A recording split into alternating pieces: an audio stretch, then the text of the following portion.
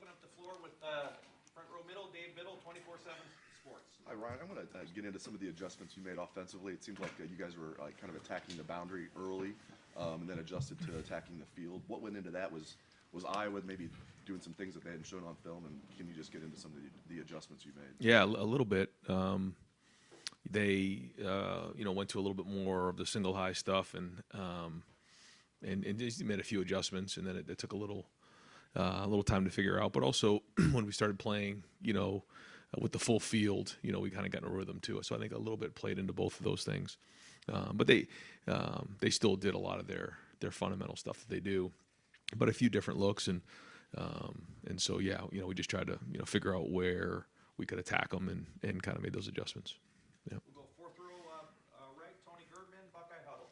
Ryan, given your offense, how often do you run into situations like that where everything you see from a defense in scouting is here, and then what you see from them against you is here because with the Iowa stuff, and then you see Penn State give up 400 yards rushing a couple weeks ago. Is that even applicable to what you're going to see from them this week? I think every week is a different season. I look at it like that. You start from scratch, and you look at where you are. You look where your opponent is. You look at the matchup personnel-wise. You look at the matchup schematically, and then as you get later in the week, you start to figure out how it fits, what that matchup looks like, and then you do all that work, and then all of a sudden you get to the game, and you may have to take a right-hand turn real fast because of a lot of reasons. It might be the conditions. It might be something that schematically shown up, maybe an injury. You don't know, but every week is different, and you try to do the best you can to identify where you think you can be the most successful week in and week out. And you evaluate the film and try to figure out why somebody may have had success or not success, and you try to forecast the best you can. Can you spend time thinking, what if they do something differently than what we've seen, or do you just work on what you've seen? No, that's how I spend probably the 48 hours leading up to a game, is exactly what you just said, and have a lot of sheets of contingency plans in place for what if. And we'd say sometimes you're chasing ghosts, but I've been in games before where we didn't chase those ghosts and we didn't have answers, and that's not a good feeling. So it's our job as coaches to have answers and to put our players in best position to be successful. So that's our job. Right next door, Cameron Teague Robinson, The Athletic. Ryan, when you're not running the ball as well as you have been this season, how much harder does it make it being pushing in the red zone there? And do you feel like that was the main reason why you guys weren't as efficient as you have been in the red zone? I think it played a factor, yeah. We could have done a better job. A couple calls you'd like to have back, a couple plays we'd like to have back. We had the penalty down there that hurt us, and just a few things in general. So, when you have the balance and you're getting 4 and 5 on a run as opposed to 1, 2, or 3, yeah, it makes a big difference. Right next door, Spencer Holbrook, Letterman Row.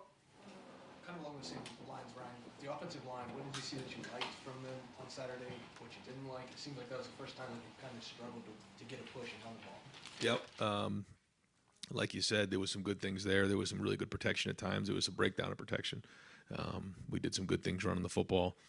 I thought we did a really good job on one play. We had a slip that could have turned into an explosive. We had one that I thought the line did a good job of. We didn't do a good enough job of cracking the safety.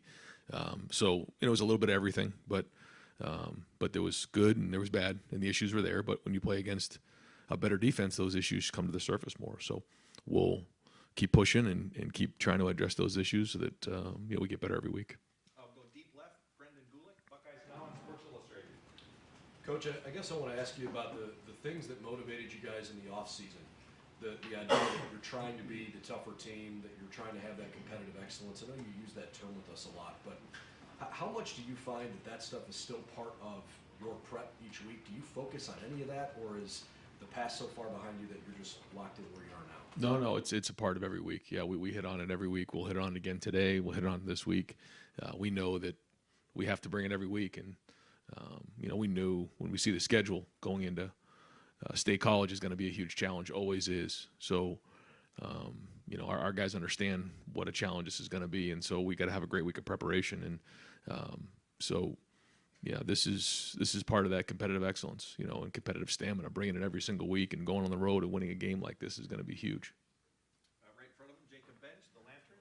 Hey, Ryan, on Saturday against Iowa. Your defense really led the way there. Just what did you kind of notice just game planning last week with Jim Knowles and talk conversations that way, just for the defense to step up and have the performance that it did? Yeah, they identified the areas where we felt like we had advantages and were opportunistic early on.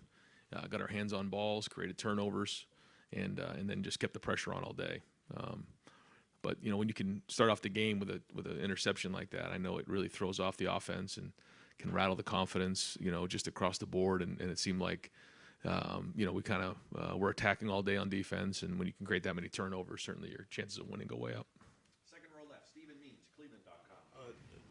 Chip was at running back against Iowa on Saturday. What went into that decision, and is that something that's going to be more permanent, or just like a week-by-week basis? Yeah, we lost TC, for the year, so he won't be available. It's a long-term issue, and he had been doing some good things for us, and so we felt like we needed to provide more depth at that position. And Chip really had come to us a couple weeks ago and just said, "Hey, listen, if you need anything on offense, I'm here for you," which is just the way he is. He's an unbelievable person and great attitude. So, we just felt like the time was right, and so that means EA's got to do a good job of stepping up over there and be the fourth linebacker for us, and we get Taraja back, and so we felt like we had some depth over there at linebacker, and Chip could help us on offense, and certainly has experience of playing last year. So, it's good to get him out there and get him part of the unit, because I think we're going to need him. Front row right, Austin Ward, Rivals, 97.1 The Fan. Ryan, after the pitch count for Jackson, saw him just talking to Heartline, talking to you. Did he want to go back in on Saturday because of the way he came out? Like, it looked like he was trying to get back out. Yeah, he's always been trying to get back out there. He's a competitor, and it's been hard for him not to be out there more. But we wanted to make sure that we kept that number right about 20, and make sure that we didn't put him out there anymore. I know you're not going to say too much about this, but it just looked like maybe they were evaluating him for something different than the hamstring. I don't know if that's true or not. That's just the way it looked to me. Is that sort of a yes or no there? Yeah, there was nothing else other than just the normal evaluations. Yeah.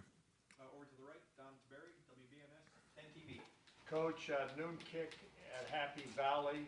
Are you happy it's not a night game at whiteout? And just overall impression of Penn State. How good are these guys? Yep.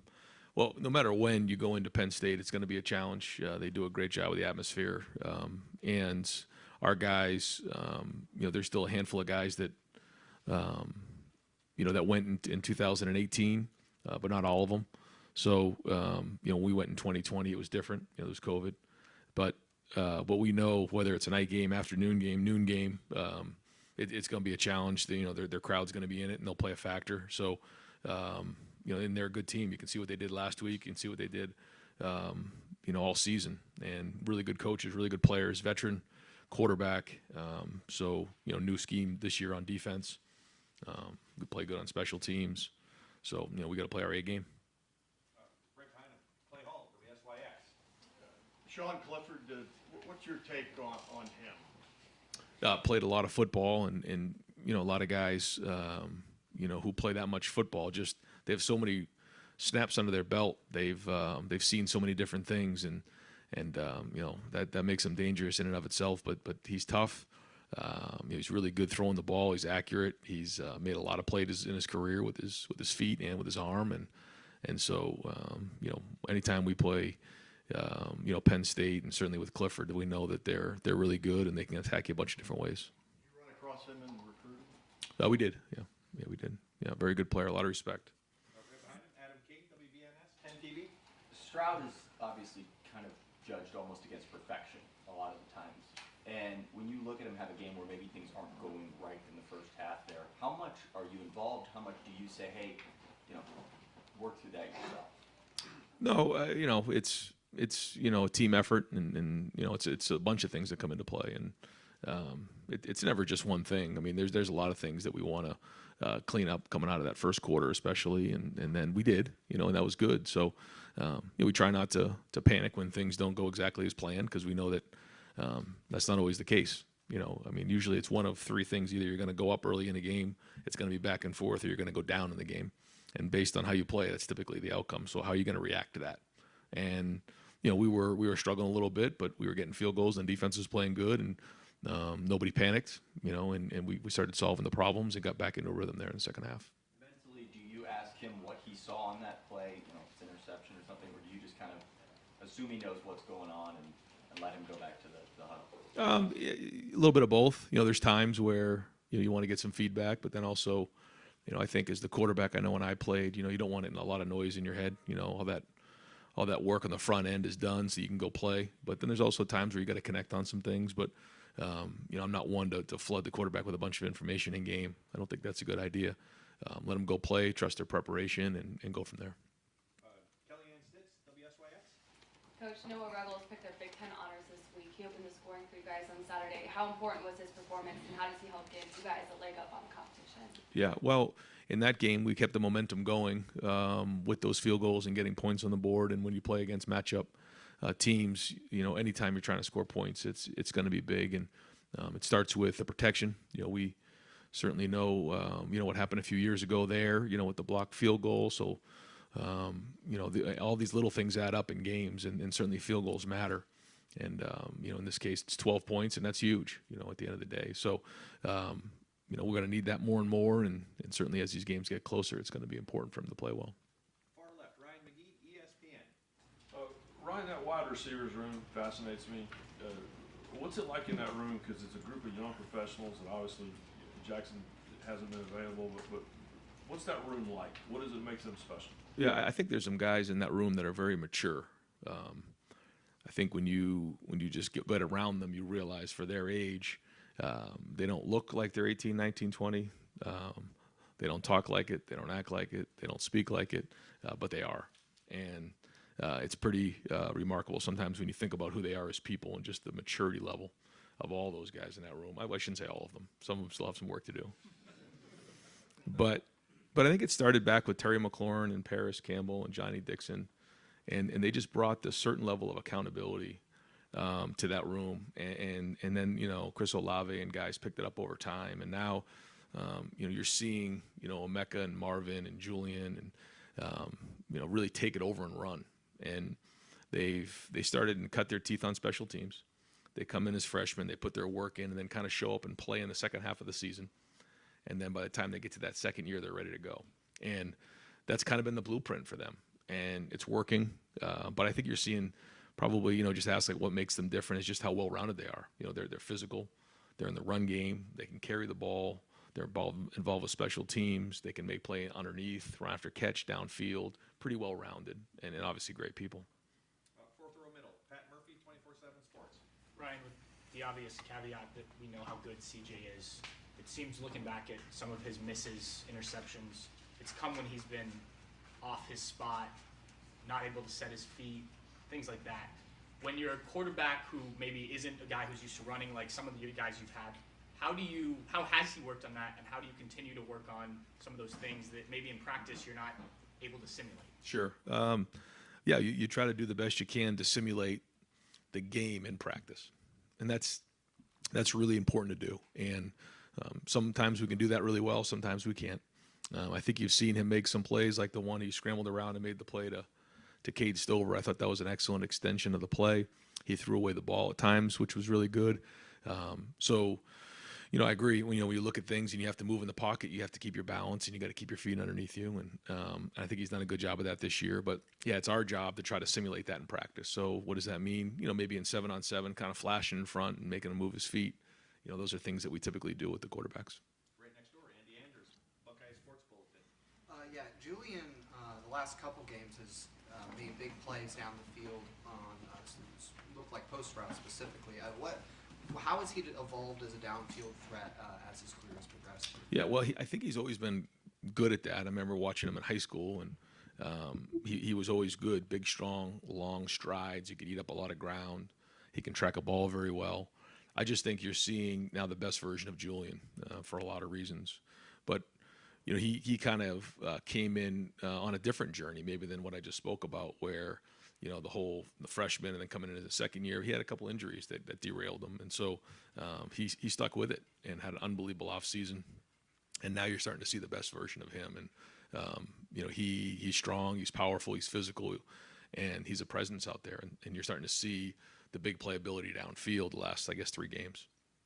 Third row right, Dylan Davis, Delaware Gazette. Just to be clear about Jackson, nothing about his exit on Saturday had anything to do with him not feeling good anyway. That was Right, just all right. pitch count. So he's still on track to play on Saturday. That's the plan, yep. Is he any kind of pitch count on Saturday? Should he play? We'll see as the week goes on. We'll know more. When you come out of games like that, you got to keep evaluating and see how things go. But we'll keep figuring more stuff out, and by the end of the week, we'll have a better idea. Second row right, Bill Landis, Rivals.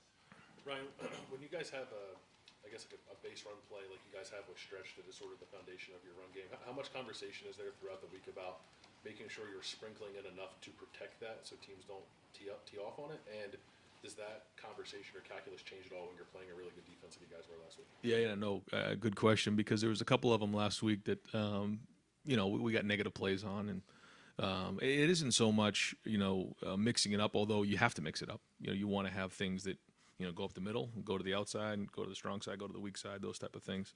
But more than that, it's usually just identifying who you're working to. But like you said, we want to make sure we have a good mixture. I think we've had a good mixture. But at the end of the day, if you're good running the football, your best run play should be good just about anything. And we want to put our guys in schematically the best answers and make sure that the numbers are right and the angles and the leverage is right. But I don't think that was the case on Saturday. When your offense is kind of multi-formational as you guys are, under center, pistol, shotgun, everything, is there a percentage in your head you want to make sure you're around so that you're not always running the ball when you're in pistol or always throwing the ball when you're in shotgun, like a balance there to keep these defenses from, again, teeing off on certain things? I'd like to be aware of what they're looking at and what they see and what the numbers show. And so that as long as you're aware, then I think, you're making sound decisions. If you have a certain tendencies that 80% of the time you do this, and as long as you know that, you call it again, you know what to expect. I think where you get yourself jammed up is when you have a tendency that you don't know about, and all of a sudden you start getting ganged up on. I think that's what's important. Front row, Joey Kaufman, Columbus Dispatch. Ryan, you guys have faced some good receivers this year, like Jaden Reed at Michigan State, but wondering what you think of the collection of Penn State's skill position talent across the board, and just the challenge of that matchup this week for you. Yeah, a big challenge.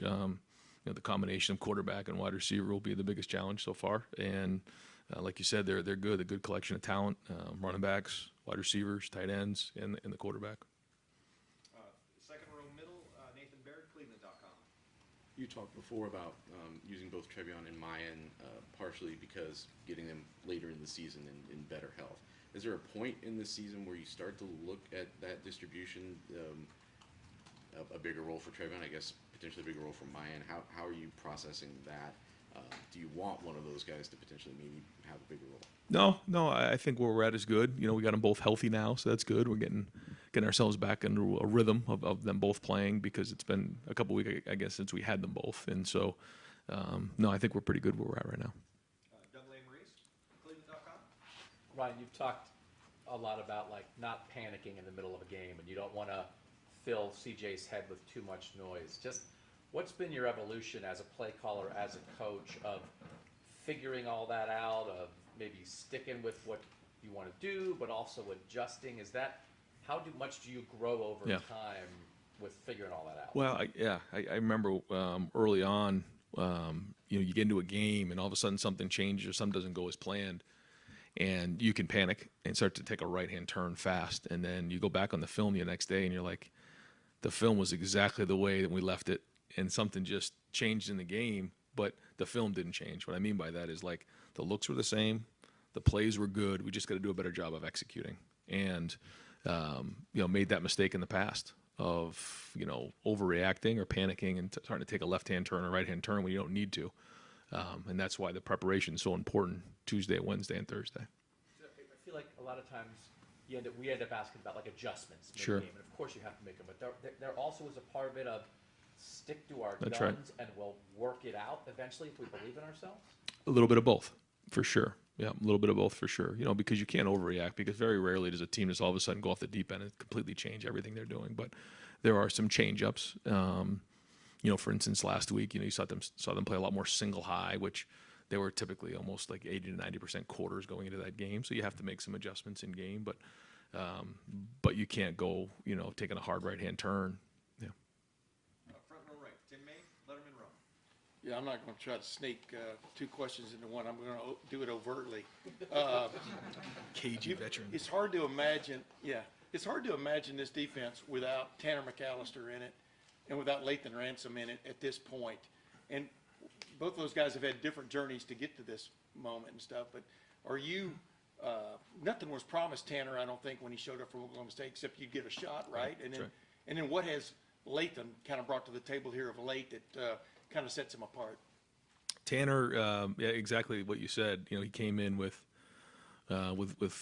Jim, and it just all kind of worked out great, and he understood that he had to work and earn his way into playing at Ohio State. This isn't a place you just walk in and play. There's a lot of pride here, a lot of work that's been done, and certainly because of our off season and the work we put in the off season, it's very difficult for someone just to step in. It takes a very special person, and we've had a few over the years. Trey Sermon and Jonah Jackson and Justin Fields and now Tanner, and Chip's doing a good job too, just the way he's gone about his business. And so in this year, or this day and age of the transfer, we try to be really smart about that, because I think a culture is really important. But great to have him, and certainly he understands, like we've talked about the defense so well, he's kind of like a coach on the field, and that's been big. And now that you have Lathan back, it's been big. I think what we're doing with Lathan on defense really fits his skill set, and he's taken off. I think you're starting to see the best version of him. I think he's got a great relationship with Perry. I think coming off that injury last year, you see how tough he is, because that was a quick return after a very difficult injury, and it's great to see him making plays. And I think, again, this style of defense really fits him. Yep. Front row middle, Bill Rabinowitz, Columbus Dispatch. Yeah, another one about the run game. Travion and Mayan combined for 57 yards and 21 carries. I think the longest was 13 yards. There were some tackles for loss. How concerning is that, especially when you're going to be playing teams down the road they're going to be like Iowa? Right.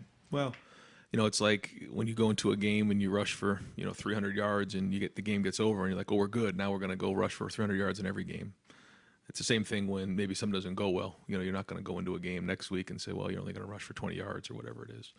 I think you just have to identify what you did well and what you didn't do well, and make those corrections and move forward. So, the result is a feedback on your preparation, how you did that week. And we obviously didn't do well enough to our standard. Was there a common thread with the struggles? No, I can't say that there was one thing, but just overall lack of execution. Far left, Dan Hope, 11 Warriors. Ryan, it looks like Bradley Robinson suffered a significant knee injury on Saturday. Just what's his status? Is there a chance to be able to come back this year? Yeah, I haven't got the final report on that, but maybe we'll have an update later in the week for you. If he's not able to play, would Mason continue to be the guy at long snapper? Yeah, we would have Mason and Max available. We're going to try to get a few more second questions in. Front row right, Austin Ward, Letterman row. Ryan, your football robot at linebacker scored a touchdown on Saturday, and he seemed incredibly nonplussed about it afterwards. Right. Did you get any emotion from him? It's a pretty big deal to score a touchdown for Ohio State. Not even a smile we could get out of him. We got a little smile. I saw a little smile. I don't know if he'll admit it or not, but I saw a little one creak. But, and to see him, celebrate in the end zone, that's about as much as you're going to get from Tommy.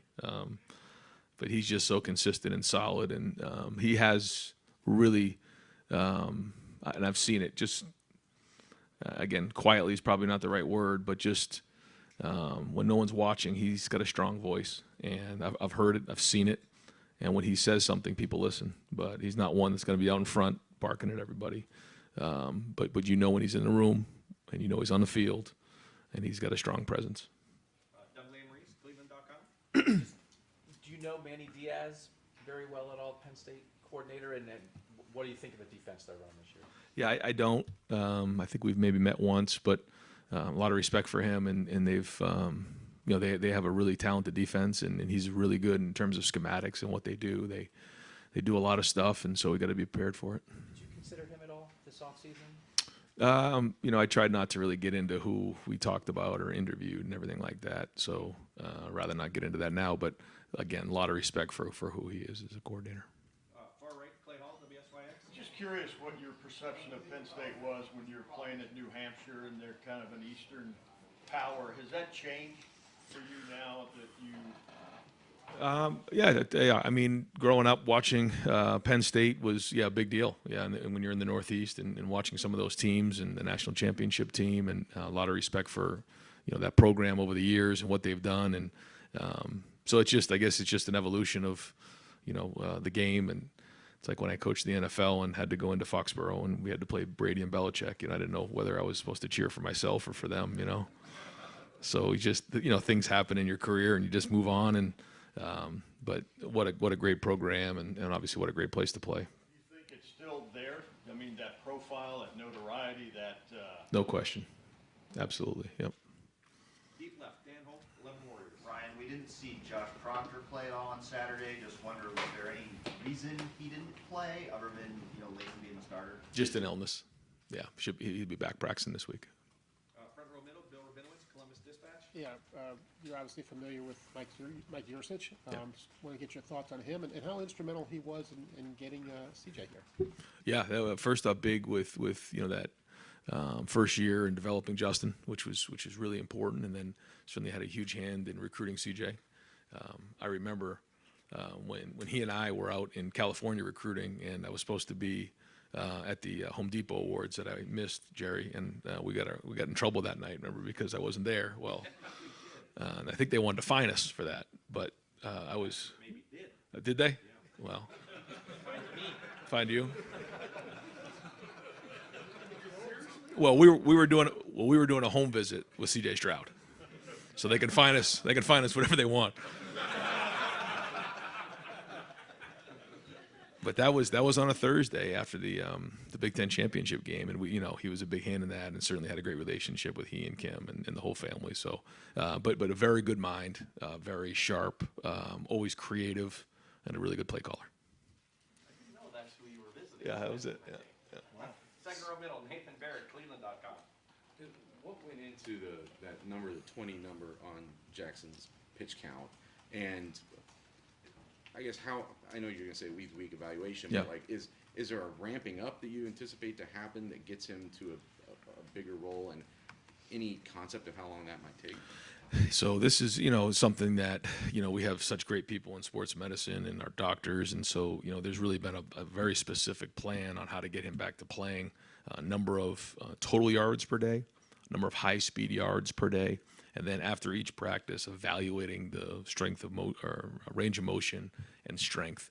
And so, we're just kind of following that lead. It's way over my head. I'm trying to figure out what to call on third down and all the strength and numbers and things like this. So we're just relying on the doctors to give us the information, and we just go from there. Who is kind of the main point person for that?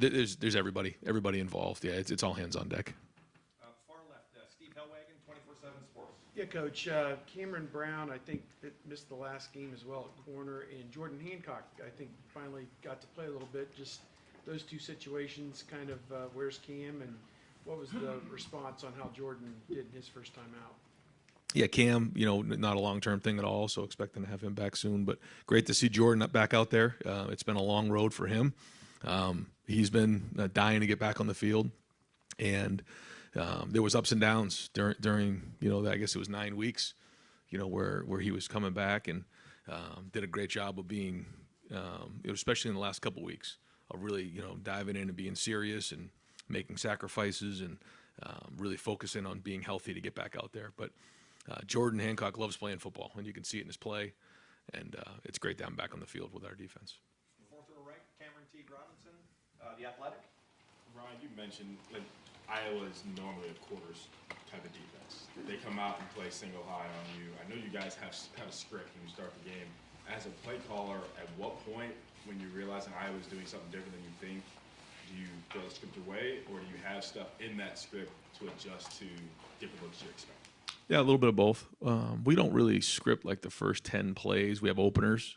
And the reason why we don't do that is really for what happened on Saturday. You have like 10 plays that you script in your practice, and all of a sudden your first 3 drives are, on like the whatever yard line it was. And so, we have some things that we like that we rep out and walkthroughs before, and, first third down calls, first red zone call, And then, we quickly adjust from there, like you're saying, because I've just been around it before where you spend so much time getting good at those 10 plays. And then once those 10 plays are over, you got no rhythm. And so we try not to do that, but we do have opening thoughts. Got time for just a couple more. Front row right, Tim May, Letterman row. Yeah, sometimes you see CJ just sitting there on the bench, staring straight ahead, et cetera. Do you communicate with him between series about, hey, we want to go this direction, maybe next time, et cetera? And is part of that the visualization, it's easy for me to say, of him getting that into his mind about where you want to go? Sure, yeah. I've never asked you that, but it's Yeah. just interesting to me. Yeah, no, he's been excellent on the sideline. I think his attitude's been great. His thought process has been great. The feedback's been great, what he's seeing out there. And usually it's, what are you seeing? Is it exactly what we practiced? Is it different? Here are the adjustments. And then here's what we're thinking, maybe going back out. Sometimes, I've been there before where you put a couple plays in their mind and then you get the ball on the, plus 20 and now all it changes. And so, again, try not to put too much in their head, certainly in CJ's head, because when he's clear and he's playing, that's when he's at his best, and he's so intelligent that he's going to process everything you say. So you got to be smart about what you say. And does Joey Porter jump off the video at you? Yeah. When you watch? Yeah. In what way? First off, you just notice his length and his ability to get hands on you, and then he gets his hands on a lot of passes. Very, very strong at the line of scrimmage, and great cover skills, and for his size can really change direction. Far left, Ryan McGee, ESPN. Yeah, Ryan, watching Justin 10 minutes ago and talking about CJ, momentum when it comes to recruiting, when it comes to position groups. Yep. Is that a real thing, pride in a position group? Yeah, I think so. I think, in 2017, going through the recruiting process, and I remember recruiting families and recruits, and they would say, how come there's never been very many first-round draft picks at quarterback here? And I'd say, well, there's going to be real soon, and I took a lot of pride in that, because I feel like no matter what position you coach here at Ohio State, it should be that position you. What else do you want? If you're the linebackers coach, it should be linebacker you. If you're the quarterbacks coach, it should be quarterback you. If you're the running backs coach, it should be running back you. And I remember Urban Meyer saying to me, so what are we looking for in a quarterback? He said, well, just go find an ex-Heisman Trophy winner. I said, okay, let me get to work here. But that's kind of the way it is at Ohio State, and that's the expectation. That's the way it should be. And final question, Adam King, WBNS. I know you're probably tired of talking about Jackson, but when you have somebody on a pitch count like that, how much can it sometimes change the offense mid-game? You're bringing him out, you're hoping to have him out there. You said you have plays specifically for Jackson. Does that kind of throw you guys off a little bit at all? No, it doesn't. I know what you're saying, but no, our guys are very intelligent. They can jump in and out of positions, whether it's the Z, the H, the X, we can jump in and out of 11, 10, 12, and our guys really don't get affected too much by that. So, no, it shouldn't be a problem.